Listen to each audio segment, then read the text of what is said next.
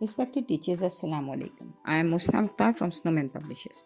And in this video, we are going to talk about page number 88 of Knowledge Wheel Math series. Look here. This is page number 88. This is all about measurement of weight. And we have one icon at the top of this page. This is a reading.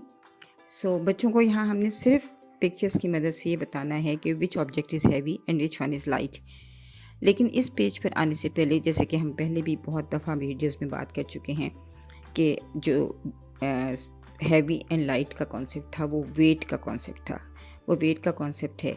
तो हमने बच्चों को जब heavy और light करवाते हैं तो actually हम उनको वेट का कॉन्सेप्ट दे रहे होते हैं कि बच्चे अपने हाथ में लेकर या ऑब्जर्वेशन की मदद से ये बता सकें कि which thing is heavy and which is small. So elephant is heavier than a mouse. तो यहाँ हैवी हैवियर का कॉन्सेप्ट क्योंकि इस बुक की शुरू में दिया गया था, हैवी हैवियर लाइट लाइटर। तो इसी तरह इसमें कंपैरिजन है कि which one is heavy heavier and which one is lighter. तो इस तरह बच्चों को सबसे पहले तो जो क्लासरूम में ऑब्जेक्ट्स हैं आपके पास, उनकी मदद से बच्चों को हैवी और हैवियर का, लाइट और लाइटर का कॉन्सेप्ट दीजिए।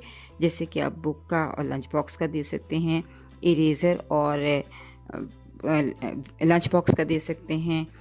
इसी तरह और बहुत सारी चीज़ें जो क्लासरूम में मौजूद हैं उस मटेरियल की मदद से आप हैवियर और लाइटर का कॉन्सेप्ट दीजिए, ताकि बच्चे जो हैं वो इस कॉन्सेप्ट को समझ सकें और बाद में जाकर वो स्टैंडर्ड यूनिट्स यानी किलोग्राम और इसमें वेट को डिस्क्राइब कर सकें।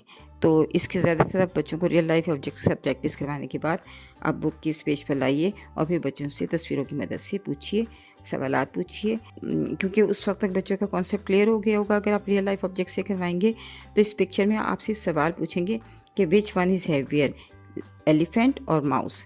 तो फिर बच्चे आपको खुद ब खुद ही बताएंगे और उनका आपको अंदाज़ा होगा कि उनका कॉन्सेप्ट क्लियर हो गया है। शुक्रिया।